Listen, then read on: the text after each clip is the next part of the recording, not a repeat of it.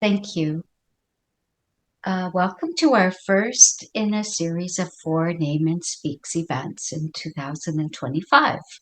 I want to first thank Nasli Ali for providing live simultaneous French interpretation on the French channel. Merci. We have a fantastic turnout today with over 230 people registered.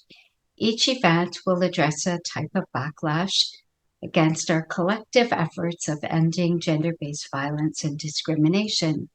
Today, we are hearing from experts on the issue of boys' radicalization and the Manosphere. So my name is Louise Moyer, and I use she, her pronouns, and I'm the Senior Director of Organizational Development at White Ribbon, a Canadian charitable organization that engages boys and men in the prevention of all forms of gender-based violence and discrimination. I'm also a board member for North American Men Engaged Network, or NAMEN. Today's agenda is exciting. We're starting with opening remarks from Elder Cat Criger, a panel of 4 speakers, audience Q&As, and then closing remarks from Elder Cat. 2 reminders: we are recording today, and please fill out the evaluation form on today's session. It will be sent to you through your registration email. So a bit about Zoom etiquette. We have a technician. Thanks so much. Davina Persad is helping us today, and we'll have the audience on mute. But we ask everyone to use the chat features to introduce yourself. Let us know if you're from an organization, and share whose land you're on. And then later on, provide comments and ask questions. So we have a few things to ask of you, as shown on the screen. We want to make sure that everybody feels safe and valued.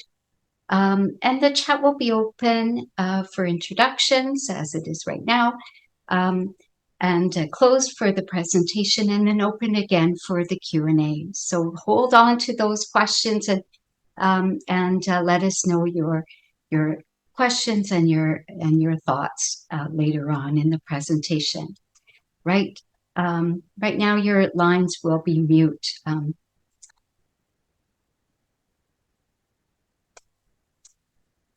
So as we begin today, we acknowledge that we are joining virtually from different places across Canada and the United States, all of which are on Indigenous land.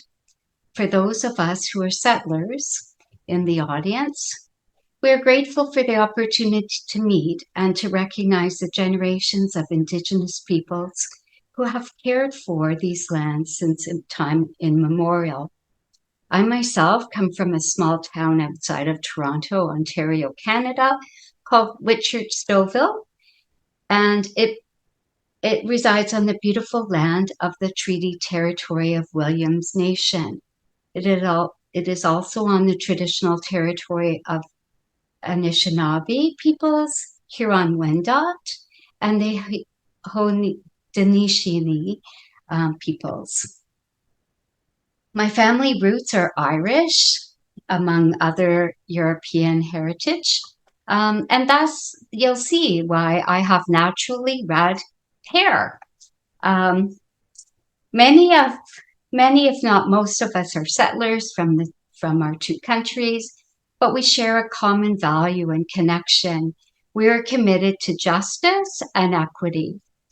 In our commitment to truth and reconciliation, NAMEN strives to be mindful and diligent in our work with Indigenous peoples and communities. We are guided by Indigenous voices and uphold respect for their inherent rights. We ask for truth and reconciliation in all of our communities, to bring justice for murdered and missing Indigenous women, girls, and gender diverse people from across our countries, and to be allies to Indigenous people. I'm very excited. I'm now going to ask Elder Cat Criger to share some opening remarks. But before I hand it over to him, I want to share a little bit about who Elder Cat is. He's an Indigenous elder, a traditional teacher, and a knowledge keeper. He's from Cayuga Nation, Turtle Clan, as well as having German and English ancestry. Cat was taught traditional ceremonies, teaching circles, counseling, healing, and plant medicines, Indigenous philosophies, and pedagogies by an Anishinaabe elder, and uses these gifts to help all people. Cat has worked as an elder and an advisor in many Indigenous agencies, government ministries, nonprofit organizations, and corporations. He's retired from the University of Toronto, where he last held the position of Indigenous advisor within the offices of Equity, Diversion, and Inclusion. Cat, I welcome you, and I look forward to hearing your remarks. So thank you so much for joining us. And thank you for those words, Louise. Sometimes when I hear a little bit about my own life, it brings back a lot of memories of walking in so many places and spaces and time. But I'd like to start off a traditional way. And one of the things I've done is lit a smudge. And for some of you familiar with this, there's some beautiful white buffalo sage burning in a shell bowl. There is smoke that comes up from that. And like so many cultures, we share fire. I always say, if you didn't discover fire, you're not here. So that's a beautiful thing. It's something that warms us and brings us together. And the smoke from this is considered sacred. It's considered spiritually and physically cleansing. And we take that moment to metaphorically wash our hands in that smoke, takes them over our eyes, our ears, our brain, our body, and breathe a little bit in. I like to think the reasoning behind that is so that everything that we touch today, everything that we speak today, everything that we look at today, everything that we think, everything that we experience it with our heart. We take it through that one most beautiful filter, and we're pretty assured that things should come out in a good way. And part of coming together like we have today is to look at things and to enhance that path of things happening, things being done in a good way. For myself, old style, Buena Bojo, Tansi, Sego, Makwa Gish Indigenous class, Jikan Dotem, Miwa, German, English, and So, in the briefest of translations, that simply says my spirit name, the name that all Mother Earth knows me by, is Makwa Gishka, which kind of means sky bear or bear from the sky or from the sun. And it has deep teachings and meanings for myself. I am Cayugan, which is part of the Haudenosaunee Confederacy of Six Nations that spans that imaginary border between Canada and the U.S. There's six of those nations. That's part of my DNA. The other part of my DNA is German and English. So I like to honor all my ancestors and all those parts of me and how important they are. Nabe Majidao, Jigwabi Dabe, and Genegigomi Nagego. So, Migrich, Gobini Pre, Manado Gisis, Manado Nokmas, Miwagchumi Medewabo, Shagana Shishubangi. And I'll translate those words briefly. What they say in essence, there's a lot of metaphors in there, is that I'm grateful for the sun coming up today. I got to see it, and it reminded me of who and what I am as one who walks two-legged, the uprights. That we are reminded of our fundamental original instructions. So, and this extends to no matter what your belief system is, what your deity, God, entity, supreme being, worldviews, all of those have a similar concept. And I always phrase it down simple. Be nice. Simple as that. Be nice. And those words themselves talk about the sun reminding us it goes across the sky, it brings warmth, it brings light, and it brings life as it makes its path journey through life. And that is what we're supposed to do as people. And it's, a couple of Louise's words for holding common values. And when we come together like this, we come together of one mind. This is part of the purpose of today's gathering. We come together with one mind to look at something that we would like to make better, or to be in such a path that people can follow with happiness, safetyness, with calmness, with the way that we should be as humans. Come together with one mind and look at what it is we might need to change to fulfill that. So that idea of sharing common values, it's almost like rules of the road. If we all share these ways of being, then we're going to be a lot safer when we walk together. I think that's so critical. So we come together today of one mind, one heart, common values. These are all critical to us. And that idea that when we walk through life, we look for leaving that light so people can see where we walk. We look for bringing that warmth to everything around us. We look for nurturing the life all around us in a good way. So all of life can enjoy this place and space we walk in. So I, for one, really want to hear what other people have to say. So I'm going to stop talking.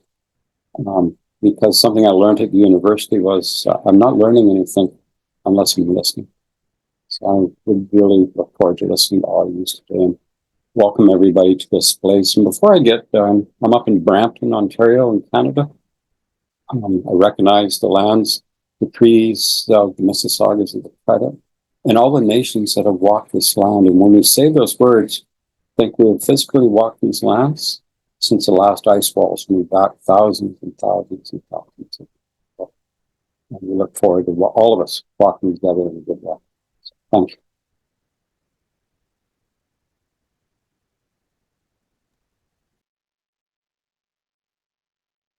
Thank you so much, Elder Cat. I always look forward to hearing your wise words and to listening to your stories of such wisdom.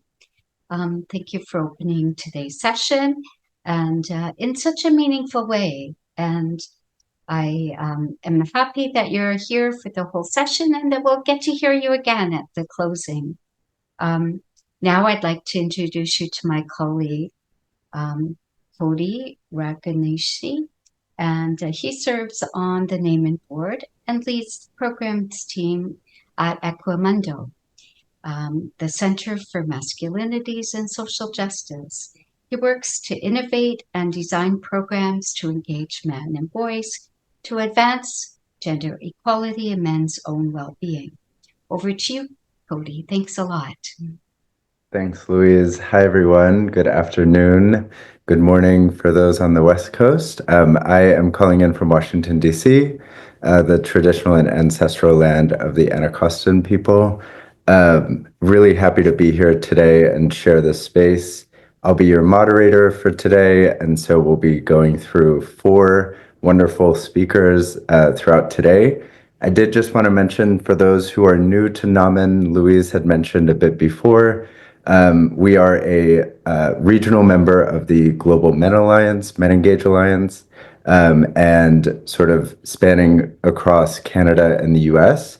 And so if you're a member, fantastic, continue to be a member and engaged in our events and resources. If you're not a member, we can send out a link to get you registered.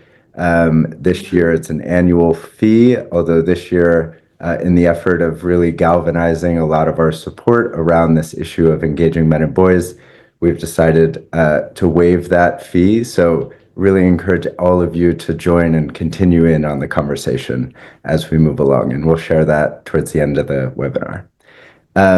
Our first speaker today is Caroline Hayes. Caroline leads Equimundo's work on the Manosphere and also finding creative strategies to counter the radical narratives around masculinity.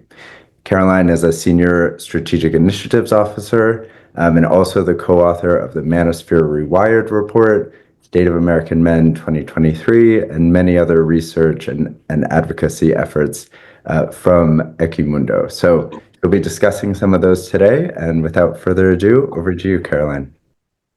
Thanks, Cody.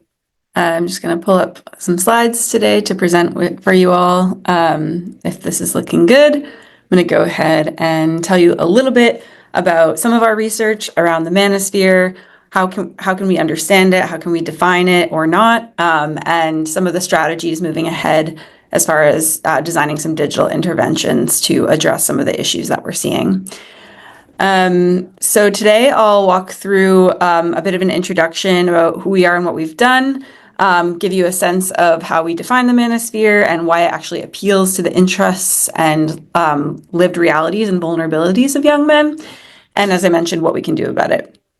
And so, a lot of times folks in this space use the terminology around a crisis of manhood or a crisis of masculinity. Here's some headlines pulled in the last few years around many of the uproar or panic around what to do about young boys and men specifically. And so at Equimundo, we've done a lot of research around how we can understand this concept and the lived realities about how people understand the term masculinity and how kind of the gender identities of men are interwoven into other aspects of their lives. And so in 2023, we did a study called The State of American Men, where we looked at some of these elements, and we found that there was specifically in the youngest cohort of men that we surveyed, so 18 to 23-year-olds, found that 2/3 of them said no one really knows me well, which is a remarkably high percentage.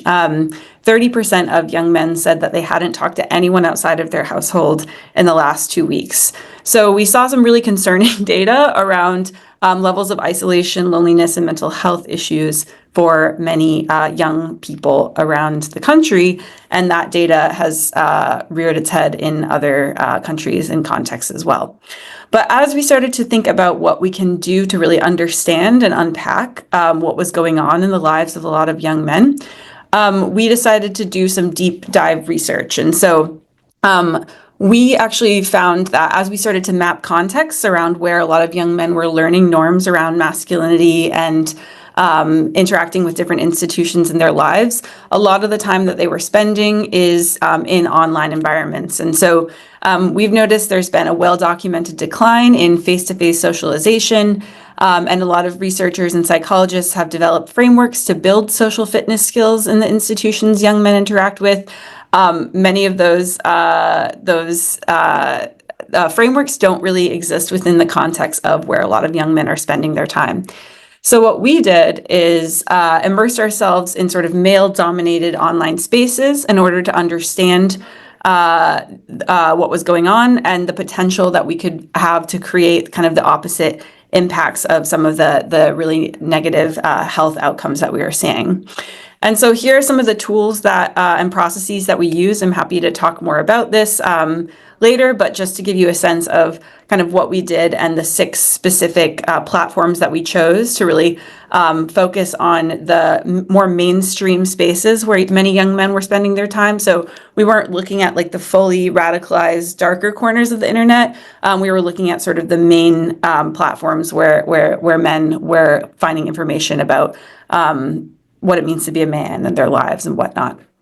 And so what we found. So here in the background, you're seeing sort of a moving image of kind of the key topic areas and networked content creators of where a lot of men were finding information about what it means to be a man. And so some of the topics that they were interested in are skill-based, like gaming, sports and fitness, or DIY home improvement, while others more revolve around motivation and lifestyle. And we were finding that some topics are specifically kind of entry points into the manosphere, while others are just sort of general information, topical interest content. But what's important to note is that a lot of the content ensures consistent and passive engagement. And so things like YouTube Shorts or TikTok Reel videos or Instagram Reels show short videos that really have an algorithm that's designed to promote content that inspires emotional activation or urgency in a lot of the viewership in order to keep folks, users' attention on the screen, thereby making the platform and the creators more money. And so here are some of the topics that had, we did it. This is based on a YouTube analysis of the top YouTube channels in all of these different categories, and it's relative to the total sum of follower count. And so we're finding that gaming and sports is obviously such a huge topic area that kind of trickles down towards DIY or home improvement. But these are some of the key topics that we focus on in our analysis. And what we found were a lot of content creators had examples of positive masculine identities. There were few channels focused entirely on positive masculinities, but some creators had content that kind of challenged rigid gender norms and created safe spaces for men to open up. So not all of this and all of these topic areas are would consist of Manosphere content. However, there are some that act more as entry points and gateway into Manosphere channels. So specifically, a lot of fitness, motivational, and romantic channels kind of triggered kind of more rigid versions of masculinity that we saw in our content analysis, specifically as they relate to vulnerability, desirability, and men's fear of rejection. And so, now just to give you a sense of how we kind of define Manosphere or gateway into the Manosphere, we kind of use this loose term to describe a very broad spectrum of content. It's a very vast online network, primarily consisting of male influencers, podcasters, streamers who offer advice on topics like dating, fitness, and business. But it's not a monolithic entity and really is constructed a diverse collection of channels and communities. And so these can range from seemingly mainstream to extremely conservative or misogynistic viewpoints. Initially and earlier, maybe a few years ago, the term referred to kind of the alt-right and more extreme worldviews as far as it being associated with incels or men going their own way or MGTOW. But now it's sort of expanded in our cultural kind of understanding to include kind of softer cultural content, sometimes referred to as the Zinternet, which more focuses on sports and light beer and betting and comedy, or even common sense conservatism. And so this sort of imprecision around how we're using this term and how we define it lands us in a tricky space when it comes to intervention design, as we're really talking about content that can actually be quite harmless and just speak to the needs and interests of young men. But then there's also kind of broader, more specific content that really is undergirded by what some of you might know as red pill ideology. And so the red pill concept is probably something very important for you all to take away if you hadn't heard of it, but it comes from the 1999 film The Matrix, which has become sort of a framework for individuals to describe their awakening to some previously hidden or supposed reality.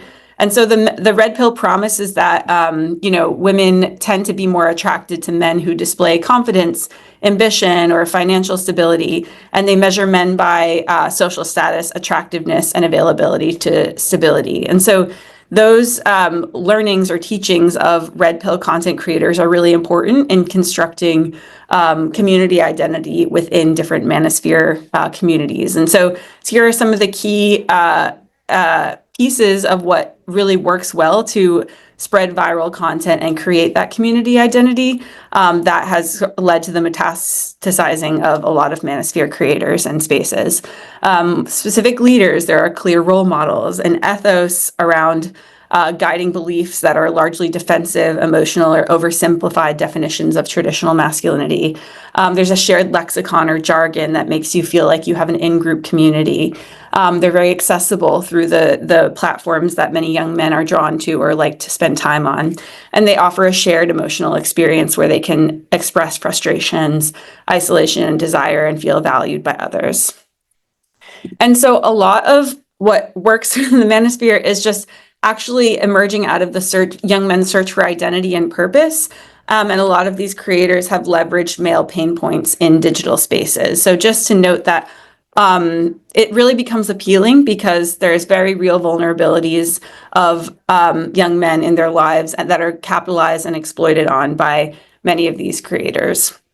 And so just to give a quick snapshot about why it can be so appealing, some of the key topic areas that I mentioned are fitness, finance and wealth, help with romantic skills, motivation and self-improvement. And I'll just zero in on one of these things, which is finance and wealth, where, you know, a lot of the societal expectations for men are not actually meeting their new economic reality. So we find that there's a large percent of men and women who actually expect or believe men need to be financial providers for their family in order to be a good man or good husband. But at the same time, there's just such clear downward social mobility with everyone, at least in the US specifically. And these provider expectations oftentimes are at odds with what is possible in many, many young men's lives.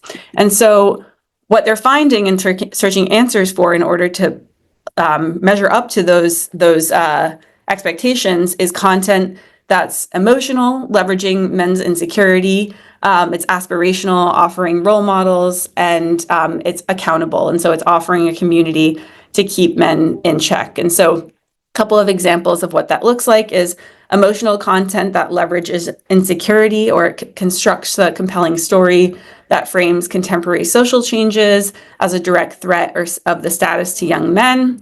It offers tools for success in an aspirational way, so showing you step-by-step guides for how to look smacks or improve your attractiveness in order to attract a romantic partner.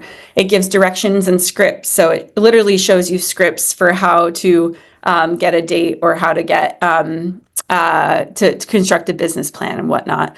And it holds you accountable. So this is a Discord server called Looks Maxing Official, where people propose MOG bottles, meaning male of the group, where you compete over who is the most attractive alpha and rate each other, essentially. And so at Equimundo, we are working on a number of different initiatives to address this, but one of them is called the Link Up Lab, which focuses on creating healthier social connection for young men who are looking for answers and community in a lot of these spaces.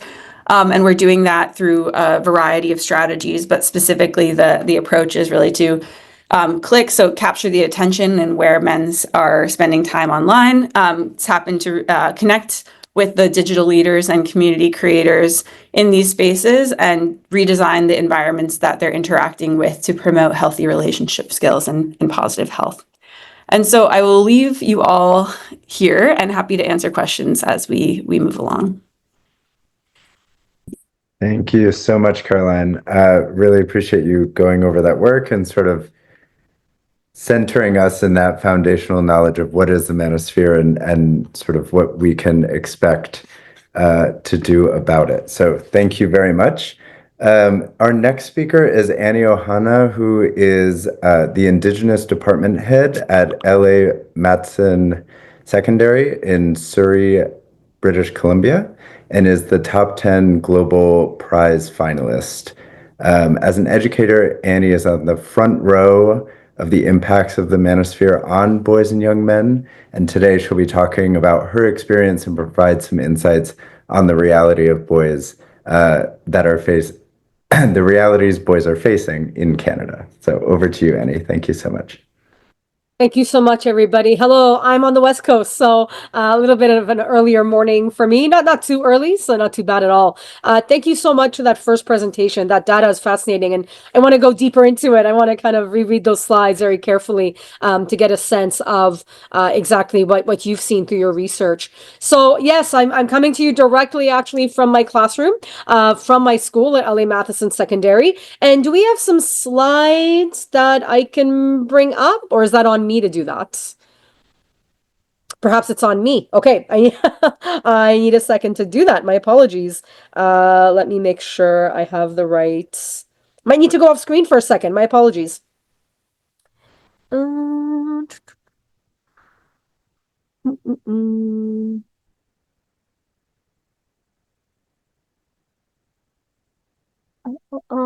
Sorry, just not sure why it's hiding from me.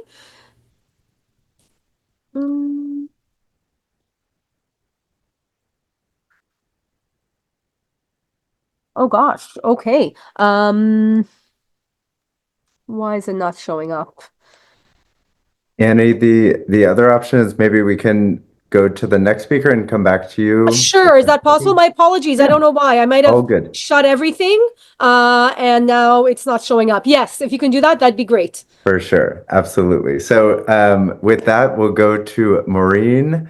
Maureen is White Ribbon's multilingual digital health and engagement manager. She's passionate about community organizing, solidarity work, and work targeting issues of extremism as they pertain to youth and gender-based violence. So today she'll be discussing White Ribbon's prevention initiatives, including a campaign on this topic, which some of us have already gotten a sneak peek of. But over to you, Maureen. Thank you so much for joining us today. Thank you for having me, and thank you for that introduction, Cody.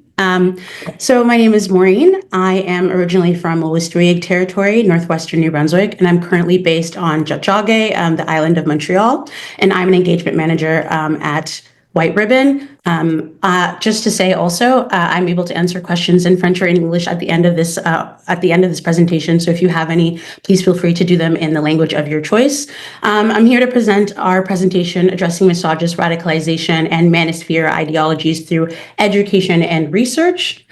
To kind of give a base about where we're coming from at White Ribbon and our perspectives, I think it's important to kind of provide a foundation of the kind of work that we do. So we address gender-based violence as it pertains to the experiences of men and boys to try and stop the perpetration of gender-based violence. Our work is rooted in trauma-informed, intersectional, and strengths and evidence-based approaches to prevention and education. We try to promote full and healthy masculinities and highlighting the importance of, emotional and mental health. And we work in both official languages here in Canada, so French and in English. And we chose to kind of focus on and delve deep into the space of the manosphere, incel ideologies, radicalization, because we're hearing more and more anecdotes from teachers and partners regarding misogynist rhetoric in their classrooms, in their spaces where they're working with young men and boys. The mainstreaming of incel and manosphere adjacent speech and language is something that we are hearing in our own work. The mainstreaming also, or the higher levels of violent events in which extremist misogyny was playing a key role, and the rising popularity of certain influencers, certain celebrities, etc., with problematic rhetoric when it comes to gender and gender equality. So when we're talking about this online environment and risks facing young men, Caroline gave a really excellent overview when we're talking about the manosphere. So when we're talking about the manosphere, first thing is, again, it is not like a specific political movement. It's not an organized movement. We're talking about different spaces online with different people, different communities that all are kind of together on this one aspect, which is this idea of undermining gender equality, of undermining the status of women and of gender minorities. When we talk about overarching themes, it's important to say, as previously mentioned, there are many different movements within the manosphere: MGTOW, men going their own way, men's rights activists, pickup artists, which is something we hear about a little bit less now in our times, but was really quite popular in the 2000s and 2010s. We're often talking about incels, certain spaces in the video game world, etc., though it's important not to generalize the entire video game space. But what brings all of these groups together, or all of these kinds of movements together, are some key overarching themes. The first being that male isolation, which is a real issue, is the cause, or the fault is at the hands of women, that equality movements have caused male oppression, and that misogyny is a justified response to these dynamics or these issues that they may be facing.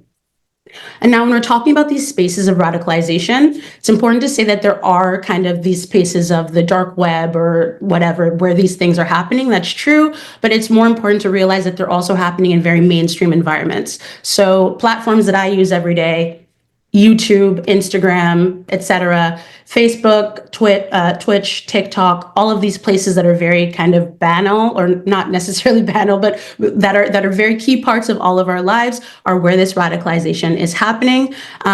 It's also happening in spaces where there is perhaps less content moderation. So perhaps you've heard of websites like 8chan, 4chan. Kick is another one, which is a streaming service that video game users use. It's important to say that that was created because some people thought that Twitch, which is a more popular streaming service, was too heavily moderated, too much content moderation, not enough free speech. So you see even more extremist content in those spaces.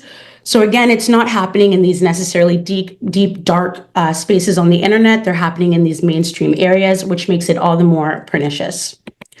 So when we talk about, again, this online environment, there are certain stats or certain pieces of information that I think are really important to keep in mind.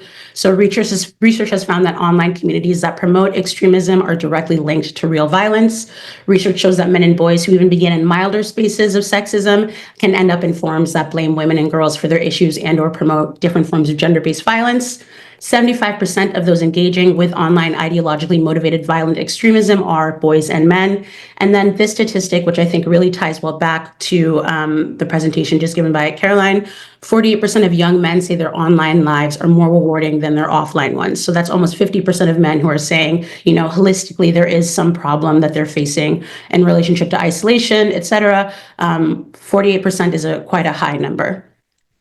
So when we talk about also what it might look like, I think it's important not to generalize. I think sometimes we have these ideas about people who are more quiet, more introverted. It's much more complex than that, though it is true that people who have issues related to self-esteem and identity uncertainty, which again ties back to what Caroline was saying in relationship to these standards or these ideas of masculinity. So those are things that can lead to radicalization, or that can be a key part of radicalization. But what is more important is perhaps to look at changes in the behavior of individuals. So a change in language and rhetoric used. So there are terms that have been mainstreamed like red pill, black pill, femoid, high value man, alpha, beta, sigma, etc. That doesn't necessarily mean that someone is involved in these spaces, but it can be a telling sign that maybe they're adjacent to them, it's coming across their feeds, that kind of thing. And then also more rhetoric in relationship to their own victimization, more anger, and that in conjunction perhaps with changes in interactions with women in their own lives. Another thing is an increase in social isolation and increased withdrawal from family and friends, and increased time in online communities. So with all of that, White Ribbon really wanted to dive headfirst into this topic. We're seeing this as a real issue when we're talking about gender equality and gender-based violence here in Canada. So we have about 5 different projects that are addressing this. We have a PSA campaign called My Friend Max Hate, related pilot project lesson plans. We also have an e-course on incel radicalization, a study on radicalization in rural Canada, and we've been polling professional associations. So I'm going to quickly try and give like a brief overview of all of these. So the first, My Friend Max Hate campaign, which has been out since the winter of this year. Its current reach has 3.3 billion media impressions. It's been viewed more than 1 million times on social media and YouTube. And with this campaign, we're trying to partner with projects across the country, partners across the country, different community organizations, so that they can adapt and talk about this topic and make it relevant to the people who use their services, the people in their own communities. So I'm going to try and show you this video, My Friend Max Hate. It's about 3 minutes. I will give a bit of a content warning that some things in this video, some people might find a bit disturbing. So if you'd like to leave for about 3 minutes and then come back and join us, you're more than welcome to. And with that, hopefully you can hear the sound. Keep going!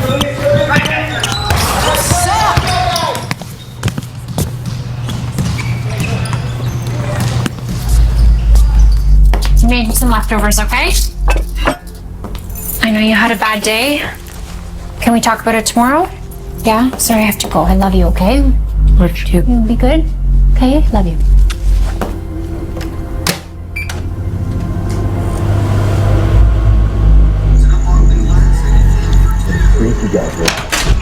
What are we at now, 5? Oh my God, 5 games in a row, heading to the playoffs. Dad, we just can't stop winning. That home run you hit, I think it landed in the parking lot. Oh, for sure. Throw the ball around more tomorrow.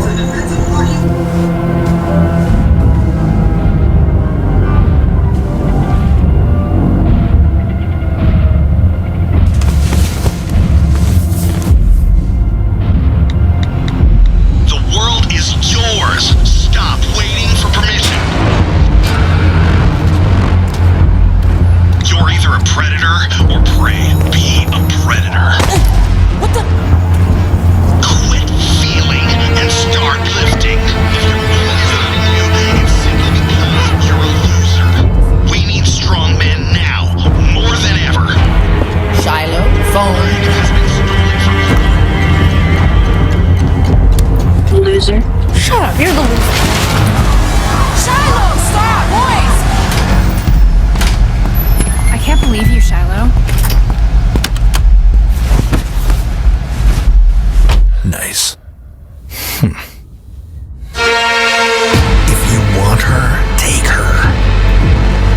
Casey. Hi. Come on.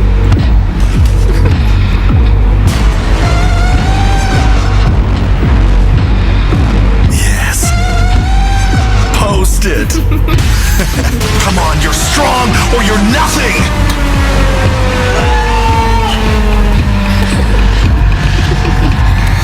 She's sloppy seconds. You don't want that.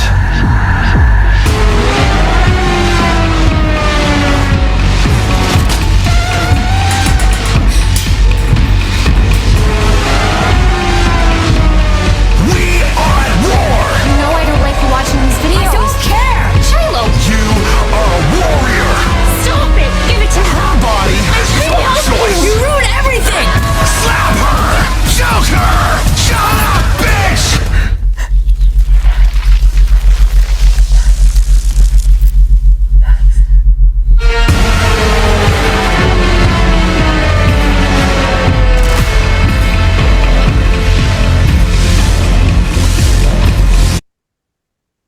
So that was the PSA. In relationship to the PSA, we are also doing a pilot test project of lesson plans.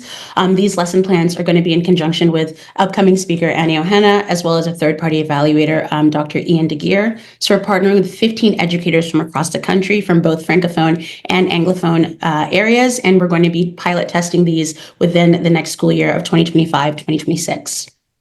We also have an e-course that was created for practitioners so they could learn tools and collaborate, find opportunities to find ways to intervene in relationship to incel radicalization. So this was really to train, provide resources and information, education around best practices in addressing incel radicalization when it's happening and preventing it from happening in the first place. We worked with several different organizations based in Ontario. This was a small project to try and pilot an e-course so that we can see how best to provide education and resources for people who are working directly with individuals who are at risk of radicalization. Next up was a radicalization in rural Canada study, which is what I've been working on most closely. We partnered with the Canadian Institute for Far Right Studies to execute a research study in both Alberta and in New Brunswick and Ontario. In Alberta, we interviewed 20 Anglophone teachers. In New Brunswick and Ontario, we interviewed 20 Francophone teachers and held 2 focus groups to try and understand the lay of the land in relationship to radicalization, specifically in rural regions. And then we also finally did a poll with professional organizations partnering with Angus Reid to try and engage and understand the knowledge and experience people are having in relationship to radicalized ideologies in their work. We did this earlier this year, and 909 professionals were surveyed. And just to wrap up, I'm going to share some of the information that we were able to get from that data set. Some select poll results. So 84% of professionals surveyed say they have encountered radicalization in their work. Only 11% of all respondents said they know or there are enough or know of some supports to assist them in dealing with incel or radicalized ideologies. 86% of educators responded poor or very poor concerning their knowledge of and ability to provide exit strategies. That's compared to 80% of all those who were surveyed. 52% of respondents said they believe radical ideologies are increasing. 50% of educators polled said their ability to intervene with someone who could be an incel was poor. And following political radicalization, gender-based radicalization was the most common type of radicalization encountered by professionals. And we know that those two things can be related.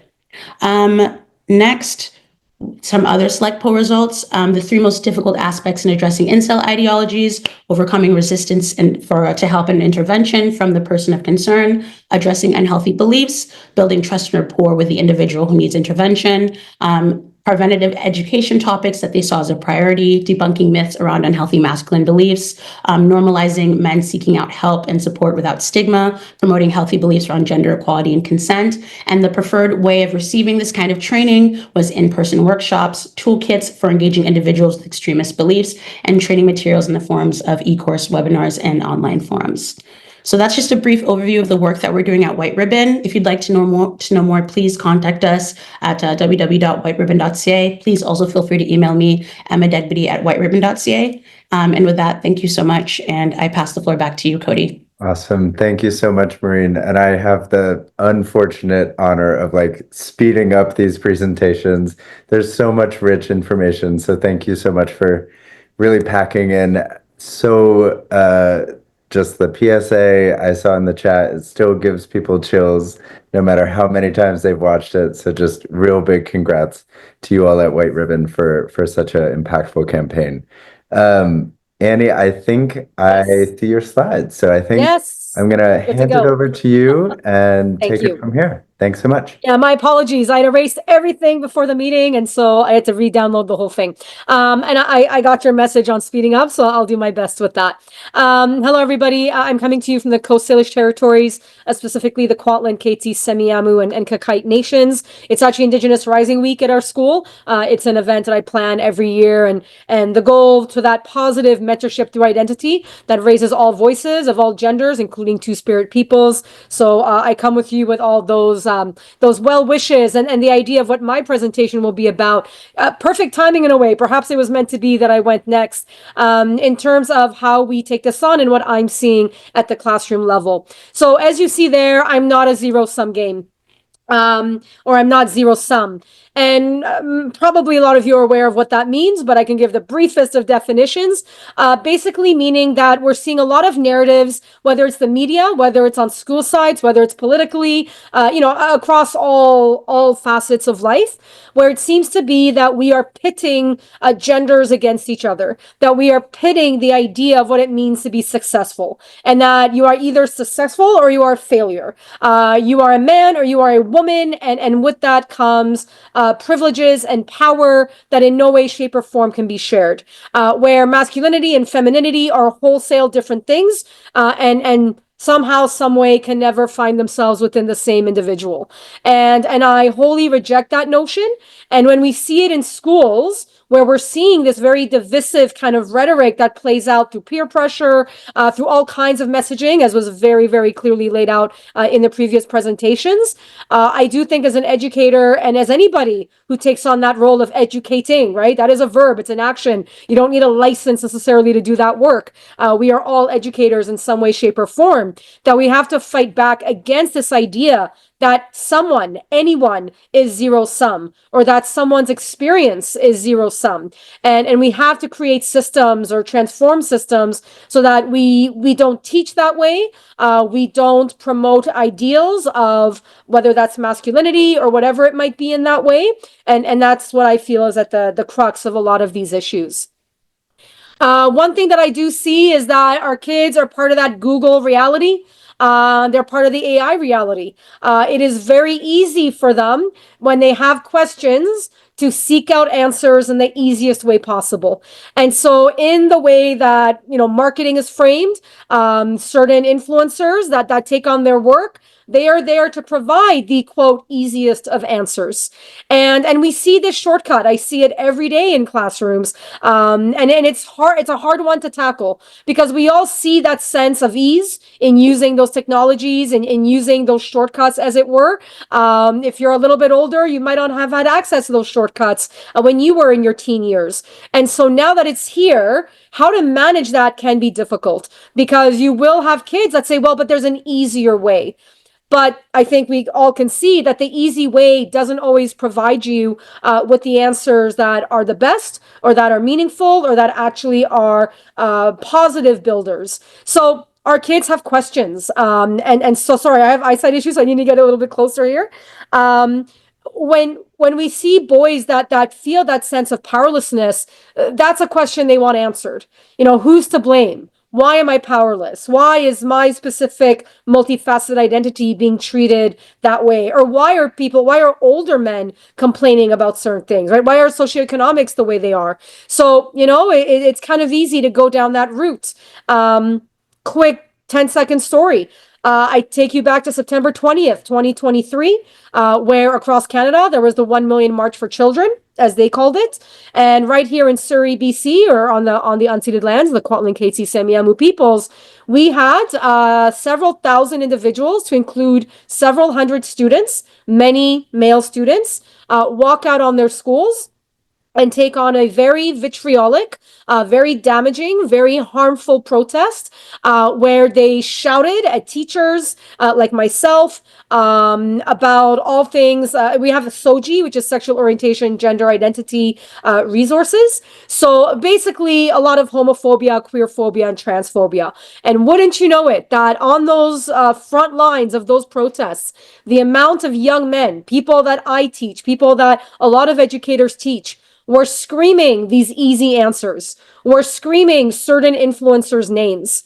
And so it wasn't that they had answers to the questions, really. It wasn't that they were taking on questions about curriculum or perhaps what they believed in terms of gender or orientation, but was this easy answer of choosing what happened to be incredibly violent behavior and thoughts. And that is something that sticks to my mind. That is something educators are facing when being on the front lines of these easy answers being used to attack other people's identities in our very classrooms. And so you're seeing that radicalization happening in many ways to include that. So you have a lot of questions, and it's ones that are not always easy to answer, but certainly the internet and everything that students have access to or kids have access to, it can sometimes play louder than the voice of parents, then the voice of loved ones, then the voice of mentors, teachers, etc. And so I bring this element into it of Dr. Gabor Mate, quite an incredible individual if you're into work with addictions and all kinds of topics. And I really appreciate his quote here. And he's written many books that I encourage you to read. Ask not why the addiction, but why the pain. So absolutely, we're seeing in our classrooms that addiction to the phone, that over-reliance of specific voices, that desire to go to the extreme. That in itself is a problem, absolutely. And it's one that takes every level of government to be involved. It takes a lot of the amazing programming that all of you provide. But what is the pain? Like, what is at the root of this? And the first presentation kind of talked on that, so I don't have to repeat it too much. But that sense of there is that loneliness because the gender restrictive nature that is taught is something that puts our kids into prisons themselves. So it's self-inflicted loneliness in a way. They might have many people around them. They might have, I see it. We are trying very hard in the education system to provide resources, not with funding, mind you. That's always in the background. We are critically underfunded, but we try nonetheless. And in that, it is that attempt to break those bars, to say, you know, the girl that sits across from you absolutely might be someone you can connect with. That female teacher, that two-spirit individual, that trans individual, like all the people that are here for you can help you get answers to these really hard questions, can help you with the pain that you are feeling. And so we shouldn't be afraid that there is that pain. But I do think we come up against this really difficult kind of barrier that says, I cannot reach out to specific individuals, that I only need to focus on people that are promising a certain kind of success, a certain kind of happiness, a certain kind even of activities. The fact that we tie gender to activities really doesn't make any sense. Fitness can be for everyone, right? Painting can be for everyone. Drama can be for everyone. Like, it's fascinating just how deep those patriarchal gender roots are and the roots of that pain. And yes, then you have elements of religion and culture and all these different multifaceted identities to deal with. But it is something that we should bring to the table, as complex as it might seem. But where a lot of times we want to deal with the addiction, where at the school site, within districts and even higher level ministries of education, there's that fear of, God forbid, we've seen suicides. We have seen radicalization to the point of violence in our communities, where people take on these personas, and as Mad Max kind of indicates so well in that PSA. And so, yes, there's that first reaction. But if we are always reactionary, we will never be preventative. And we really have to take that step back to go, what is that pain? And do we have the resources, the counselors, whoever it might be, that can come into our educational spaces to help deal with that pain and to break those boundaries so that, yes, safe spaces for all within a specific gender, within a specific identity. But then how do we go beyond that so that we no longer have those rigid constraints that are, as I said, self-inflicted at times? And so several things to kind of leave you with, that bell hooks. Classrooms are places of radical possibilities. I see it every day. I know I kind of went into the negative a little bit, but I also see this beautiful interaction when those barriers can be broken, when people see each other, not just as equals, but as people that can lift them up out of the pain that they are facing, out of the realities they might have, and to see much deeper solutions than just that zero-sum solution that seems to be the easiest to sell. Model behavior that is based on solidarity and not zero sum. So as an educator, I completely take responsibility, both right now, but also in the past, and very minded into that colonization model where we have been teaching zero sum. This is what success looks like, right? We've put failure as this horrific reality that you can't come out of, that somehow is tied to your identity and is tied to you being having those issues, and that absolutely brings in racism and all kinds of elements of discrimination. But do we actually model solidarity in how we behave, in how we vote, in how we teach those around us, and how we reach out to our boys to say, you know, instead of pulling away, instead of leading down that road to radicalization where people are telling you that separation is necessary, instead, what does actual solidarity look like well beyond one gender, well beyond one specific idea? And last but not least, you can't make an omelet without breaking some eggs. And there's a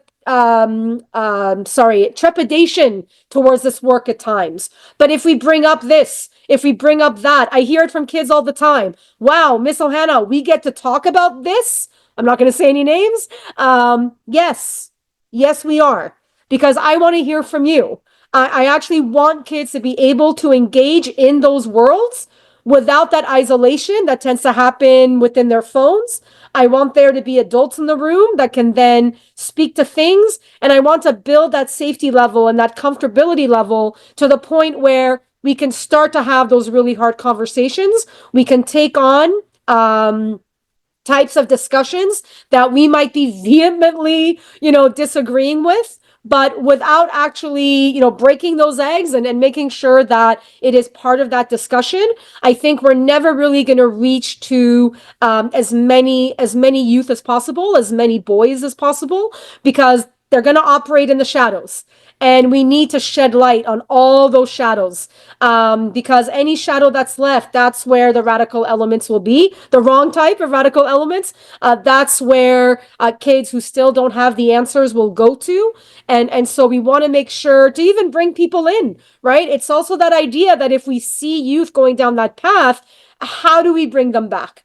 And we do so by really making sure that we don't leave anything as taboo, because in developmental stage, they love the taboo, right? They love that idea that they told me not to do this, so I'm going to do it, right? Or I'm going to listen to it, or I'm going to try it. And so within, obviously, always within age appropriateness, taking all pedagogical ideas into account, how do we bring these conversations forward into all of our spaces so that they don't feel the need to feel that isolation that leads to that radicalization?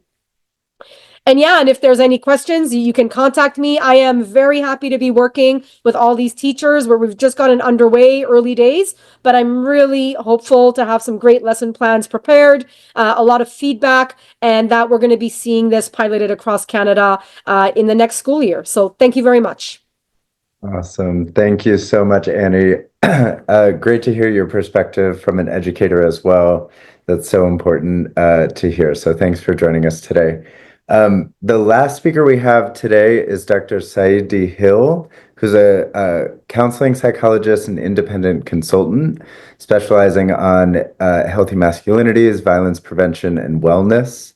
Today, he'll be discussing some of the psychological impacts of the manosphere and some clinical insights into addressing radicalization. So take us home. Thank you so much, Saed. Thanks, Cody. Appreciate the opportunity to be with everybody. I just wanted to start off. I mean, great intro already. If you want to learn more about me, feel free, scan the QR code. It'll take you to a little makeshift site I have on Canva about the work I'm doing, while I get a better website kind of going for myself. But, also wanted to give you all a little picture of myself. I thought I looked good in this one. So I live in Asheville, North Carolina, which is mostly on the indigenous lands of the Yuchi and I believe mostly the Yuchi, indigenous people of that area and the Catawba. So, really appreciate, the mountains out there. And I think a lot of my journey with my own process of masculinity has really been about embracing nature and kind of being outside and off the internet a little bit more. So maybe that'll be a little bit of a theme here. The first thing I want to say about it is I think we have a lot of well-intentioned folks that want to be helpful to, working with men, working with boys in particular about these issues and de-radicalizing boys. But I've seen a lot of well-intentioned people not really do the work for themselves. And really, part of it, the foundation of it is learning more about what is your relationship to masculinity? What is your relationship to boys? What are your kind of opinions on this? What are your the spots that you need to sort of work on? Do you mistrust boys? Do you mistrust men? Have you been hurt and harmed by boys and men? This is really compassion work. And it makes sense that sometimes we don't have compassion for boys or men who have harmed us in our lives, but that absolutely causes bias in the kind of work that we do. So if I can offer anything as a foundation of this, it's do the work for yourselves and understand what's going on for you when you enter into your relationships with boys and men and you're trying to be helpful to them, because that bias absolutely seeps out and they pick up on it, and it does impact your relationship with them. And this work is very, very relational. Some terms to be familiar with very quickly. I mean, I use these terms restrictive masculinity and expansive masculinity. These are terms I've used for a little less than 10 years now. Because quite frankly, when I've been working with boys and men, it turns out people really don't like to be called toxic. And it causes a lot of issues for them. I don't actually think masculinity is actually toxic or inherently toxic. Also, as a psychologist, there's not much I can do with that. I can't really measure that or test what toxicity is. But I do use the term restrictive because, going back to items such as the man box and things like that, we often prescribe men and boys this very rigid idea, very restrictive idea of what it means to be men and boys. This is how you look. This is how you're supposed to act. This is how you're supposed to be. You got to always make money. You got to be at least 6 foot tall, which, as someone who's 5'2", maybe 6'1" on a good day, that impacts me, and how I think about things. And so we're giving folks a very rigid prescription of what it means. And what we're trying to do is kind of expand this idea of what it means to be men and say, we need to break out of this box. And it's not to say that you can't be tall. It's not to say that you can't make money. It's not to say that you can't work out a lot or even have sex and have lots of sex if you want to, as long as it's consensual. But what we are saying is that you can't be all of those things all of the time. And that's what places like the Manosphere are trying to tell you, is that you have to be these things. You have to be these things all of the time. And if you're not these things, you're less than a man. And so what we're trying to say is no, we have to provide you some range. We're not trying to make you completely different, but we are trying to provide you for some range, because there's going to come a moment where you don't have money like that. Look at the economies, the way things are, and some global uncertainty in the world. You may not have money someday. You may be sad. You may be anxious. That's okay. We love you. We affirm you. We're here with you. That's human. And so we're trying to, the Manosphere makes people less than human, not human whatsoever. And so we're trying to say that it's very human, and there's an expansive way forward with this. So let's give you the tools for how to do that moving forward. Pros and cons. I mean, boys are looking to be led. So are men, but they're looking for information about what it means. And so I think that there's a lot of pros here for us who do this kind of work is that boys are looking for information. They're looking for what it means to be men. What does it look like? How do we act? I have many stories about boys really like coming to me and sort of like being attracted to sort of how I operate when I'm like in public, like dancing by myself, like just like having a good time, living freely in my body. And I think this is liberation work, right? Like folks are looking for men who exude a lot of confidence, but also a lot of security in who they are. But we have to make the argument it's not just about that, it's about our impact and recognizing our impact on other people in our communities and that sort of thing. And so this is really positive, but we also know that the manosphere and these influencers are really like targeting our boys, and they're trying to teach them something, and they're speaking rather loudly, and our boys are listening. So we also have to be out there being very clear about what our values are. Developmentally, this is a really vulnerable time for a lot of our boys. I mean, adolescents are looking for a sense of self. They're also learning a lot about their emotions. I feel like boys are often given the idea that their emotions are too big or too volatile or too toxic or whatever it may be. And we often suppress the emotions of boys. I remember even myself as a boy crying, and people in my family telling me, "Oh, Saed, you're such your mother's child," with those emotions. And what does that do for me? What does that do for a child to be told that my emotions, whether I'm crying, I'm sad, or even angry, or whatever it is, like that's about my mom. That's not necessarily associated with my father. So, are we cultivating emotion? Are we just living in anger? Are we getting underneath anger? Because underneath anger are things like shame and anxiety and loneliness and those sorts of things. And so we have to understand that developmentally, boys are looking for outlets for their emotions, but are we helping with that, or are we hurting that? And because of the manosphere telling you things like, "Hey, we love you over here, come over here, like be as messy as possible with us,"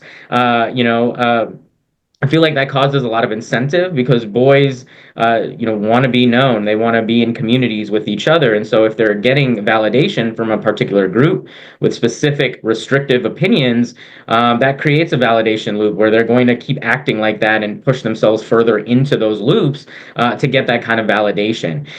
But it comes at a cost. What I tell a lot of boys is that might sound great in the short term. You might get a lot of short-term gratification being this way. But it comes at a long-term expense. And the long-term expense is chipping away at your humanity, your inability to connect with others, your inability to connect with yourselves, and which can lead to self-harm, alcohol, drugs, things like that. And so this radical content really offers a lot of certainty for these boys that feel rather uncertain in their psychology, in their life. And so what is the certainty that we're providing? I think I often tell boys like, "Hey, it might feel good in the short term, but there's a long-term expense here."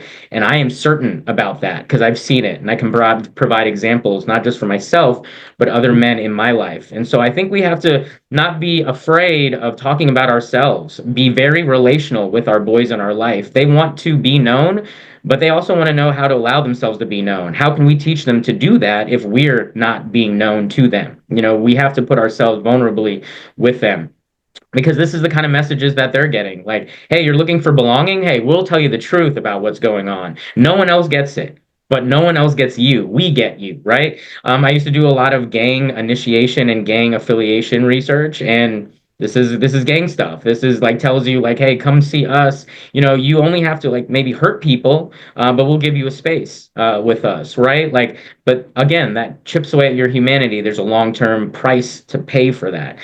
This is what real men are like. Take the red pill, right? Seize control of your life. When actuality, if you buy into the red pill and that everyone's out to get you and no one loves you and everyone hates you and you have to be a certain way to get women and all this other stuff, or you can't be gay or all of these things, that actually creates a lot of paranoia in your life. There is no control in that. You actually feel very out of control, and that's why you're looking for this information. So it's a feedback loop. It's this loop that it's a self-fulfilling prophecy. And remember, these online influencers are trying to keep you online. They're trying to keep you engaged with what they do in their worldview, right? They're profiting off of your loneliness, off of your anxiety, and we have to really make sure people see that. So, many of these young men don't feel heard, and so they're listening to these loudest voices. So, what's our loud voice? And we don't even have to be loud. We don't have to yell at people on podcasts to get our point across. We can give them a different look by connecting much more relationally to them and really hearing them, hearing what's underneath a lot of this.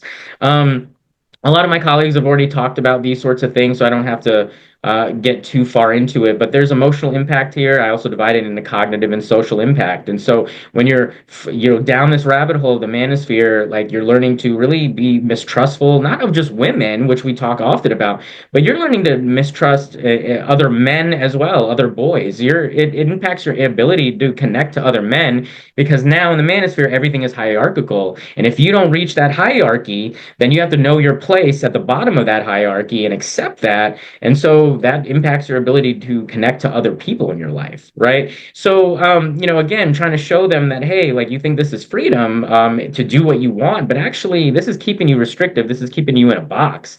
And a lot of people who are keeping you there actually don't trust you. They also find you to be always in a competition with you, right? There's no real relationship with that. And so you're actually oppressing yourselves in these ways too, and you're constantly a victim. And now to get out of your victimhood, you have to control other people in your life. And so we have to be very clear about these sorts of things, which absolutely can lead to violence, right? I think one of the things we need to do a better job of is teaching young men about rejection, and that rejection is part of life, and that's okay. If you're not your flavor, someone else's flavor, that's okay. There's other people that you will encounter. You do the work on yourselves, you'll attract something better to you. Rejection doesn't have to mean anything about you. It doesn't have to be shame, right? And so also, when you're like talking online, one thing to remember too in the manosphere is that this is very much a public health and safety issue, and I think a democracy issue. There's no democracy on the internet. If I go online right now and I write something pro women right now in a comment section, I'm going to be called every name in the book. People are going to be racist to me and all sorts of stuff. Say I only care about women because I want to have sex with them and all of that. Notwithstanding, if I'm a woman, if I'm a woman of color on there, if I'm a trans person on there, the kinds of things that are said about me, right? I have pronouns in my profile, and people want to give me crap about my profiles just because I want to support a community that's marginalized, right? What is the democracy in that? Now I'm off the internet. Now I'm being pushed further into something else, right? It might increase my loneliness. So we have to hold tech companies also very much accountable for the ways that they're influencing folks too. I'm tired of tech bros talking about, free speech when all they're talking about is like the freedom to harass and discriminate against people. It's different. I'm gonna, kind of say AI is a big part of this too. A lot of boys who are feeling more lonely are turning to AI for relationship and companionship.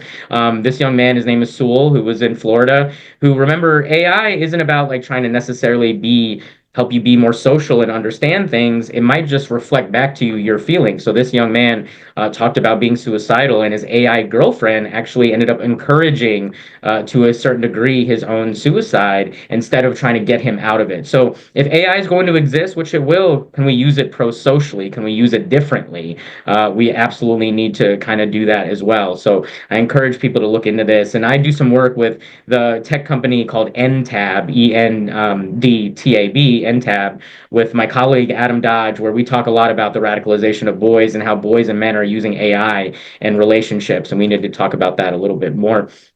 Last kind of things that I'll kind of mention that we can do a better job of: show a lot of curiosity instead of judgment. I use a lot of boys who are expressing some radical ideas to me. I just ask, hey, I'm curious about that. Tell me more about that belief about you. Showing a lot of curiosity can be very disarming, to reduce some of that defensiveness. Talk about masculinity. Talk about your relationship to men and boys and masculinity, no matter what your gender identity is. Name it. We have to name it, and so talk about masculinity with boys. It's really important. Who are our counter messengers? Can we start to recruit young men who we see something in to talk about these issues? Tell your story. I think storytelling is going to be a really important part of these counter narratives, and we need to find people who want to tell their stories with masculinity and how that can be very helpful.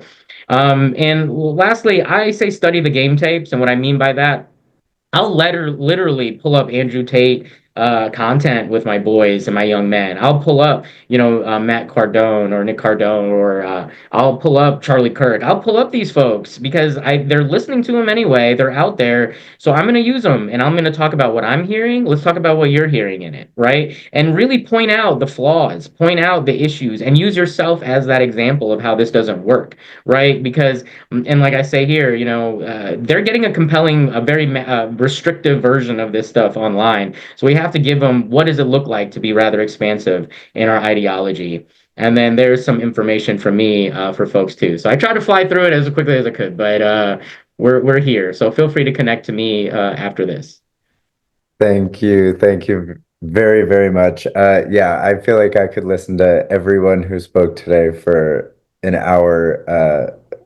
An hour each. But unfortunately, we are nearing the end. I do want to open it up for some questions now. But a big, big thank you to all of our speakers today. Just amazing insights, research, programmatic interventions, advocacy efforts, just, real show of what is out there currently. And with that, I want to open it up. We can take from the chat, or if you have questions and want to unmute yourselves, please direct it to one speaker or all. And we're going to take about 5 minutes for questions, but we'll be sending out the emails of the speakers as well. So if you can just put any questions in the chat that you might have. Hi, I have my hand raised. Is that fine? Yeah, Chase, go ahead. Yep. All right, cool. My question for Dr. Hill. Amazing presentation for all the speakers today. Thank you. Thank you. Thank you. I'm hailing from New Jersey, and one of my questions I have for Dr. Hill is, how do we, and especially other young men, communicate with peers who might be falling down that red pill pipeline when they make statements that kind of target women as like the perpetrators of this problem and this epidemic? But how do we get them to recognize that, men have been the ones that really push this kind of system that does perpetuate those kind of toxic, or not toxic, but restrictive behaviors, right? So if you have any strategies and or tips, I would love to hear. Yeah, sure. I mean, I think part of it is sometimes I'll try to go a little quickly, but sometimes I just highlight my relationship to women. I hear a lot of people talking about, I'm with these women who say they hate men all the time and stuff like that. And I'm like, well, yeah, if you've been targeted and harmed by people, you might lack compassion. It will be hard, to always trust and that sort of thing. But I have plenty of women in my life who say that they hate men and they love me and they embrace me. And what they're saying is not personal. It's about a system, that sort of exists. And we can sort of talk about, well, what are the reasons people might say these things? And who are the messengers about these sorts of things? What are they saying? Like, if men are constantly telling me that I'm less than, really, that's why I say study the game tapes a little bit with folks, is like, hey, who are you getting that message from? Well, Andrew Tate's saying you're less than a man if you don't do this exact thing, right? And be this exact way. And it's like, well, we all know people who are different than this. Why can't we have freedom to be who we are? It's about freedom of choice, right? To show up in the world the way that we want to. So I often kind of point out these sorts of flaws by saying, look, what they're doing is sort of we'll also follow the money. Who gets paid by who to say these sorts of things, right? Who benefits from this? I also think about even things, if folks are really passionate about trans issues. I talk about this all the time, where who gets targeted? Well, it's folks who are trans women, right? And they're talking about, we don't want men in women's restrooms and stuff. The people are saying those sorts of things to me. I'm like, well, what do you mean about that? What's your opinion of men? When people say things like that, what do you think about men? The amount of people going to prison right now, and people who expand prisons and all sorts of stuff, or try to expand and really punish people, right? For crimes and stuff. I talk about where's the compassion in that? There's no compassion in accountability this way. A lot of the people who push these narratives are saying that we need to lock men up and all sorts of stuff. So when we're doing accountability work, I think we have to show also men and boys that you can be held accountable in really loving and affirming ways too, and showing some of the flaws in some of the ideology of some of these men. So more than happy to connect after this too, to kind of get more into it. But those are some things that I kind of talk about. Awesome. Thank you, Dr. Hill. We'll take one more question. Adrian, if you want to give your question. Sorry, folks, we're running out of time here, but Adrian, go ahead.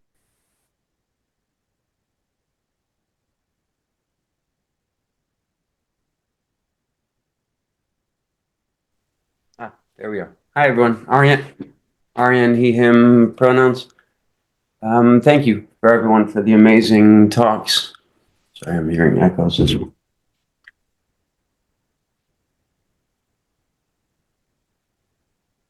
My question is about coalition building. We've got a great contingent of people in this room who are interested in the same things and pointed in what I understand to be similar directions. And there are also people who are interested in the same thing and pointed in more similar directions than some of the other more extreme folks online, but that also might support, for instance, politics that don't align with trans inclusive or queer inclusive or undocumented inclusive, but also believe in like helping support young men to a set of like common virtues and values.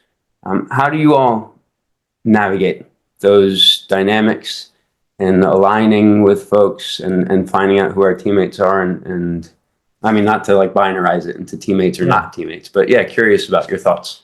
Yeah, I mean, this is actually a fantastic probe and shift to what will be my closing around sort of NAMEN as that coalition, which is, as I mentioned in the beginning, NAMEN, North American Men Engaged Network, is the sort of regional body of the global Men Engaged Network.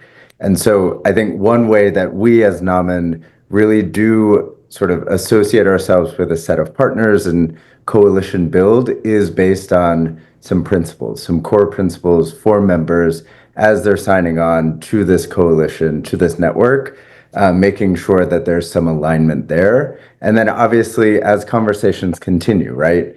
Partners, I know from my, Equimundo hat, we work with partners across the world. There are going to be some differences here and there, but I think having that value statement of what is our core mission and what is the framing of our messaging that we're really passionate about, and drawing that red line to say, listen, this is where I'm coming to this work. I'm understanding where you're coming from, but this is, a difference that maybe we can't get past. That doesn't happen a lot, but I think it's really exciting to see a lot of energy and excitement around the space of men and boys. Particularly, I was seeing in the chat around adolescents as well, coming out in the UK. So I think a lot more folks will be coming to these events, coming to our Brave Spaces. We have one in May. And I think it's a great opportunity for us to continue that sort of coalition building and sussing out where folks are coming to this issue from. Because I don't think there's no sort of ubiquity across this coalition for sure, which is its strength, but it also comes at some conversations to be had. With that, I'm going to pass over back to Elder Cat to close us out. Thank you all very much. Elder Cat, over to you. Thank you so much, Cody. I was going to say, I don't want to speak, I want to listen more. But I'm supposed to speak right now, so. And I'll try to wrap this fairly quickly. I was in my car listening to satellite radio, listening to a Superman radio program.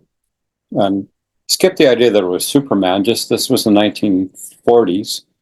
And the whole adventure concept there was they were trying to stop racialization and bigotry in a particular school where they were picking on a certain group of people.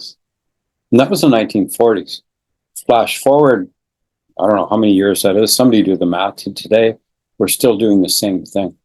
So this was being addressed that far back, and it goes way back before that. Such a huge amount of time.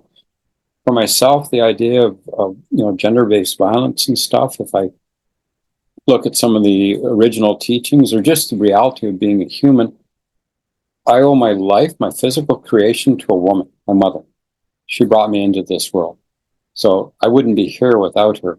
The idea of disrespecting the very source as a person, as a man, the very source of life for myself and for everybody on this planet, actually, that doesn't sit right. And there's traditional teachings about respecting where we come from. So it's difficult when I hear all this stuff and recognize, in culture today, the way we have the education set up, and having myself worked in education for so long, there's definitely a competitive, evaluative environment in the education system. It's based on that. You don't regurgitate what the teacher says, and apologies to educators, because there's so many of us that work hard not to be that way. And a lot of my work at university, if you didn't regurgitate what the professor told you, you didn't get the marks. And I don't think ever once did I ever hear a class or concept based solely on what do you think? Not tell me what we said. Don't tell me about the book we're supposed to read. Don't regurgitate the video.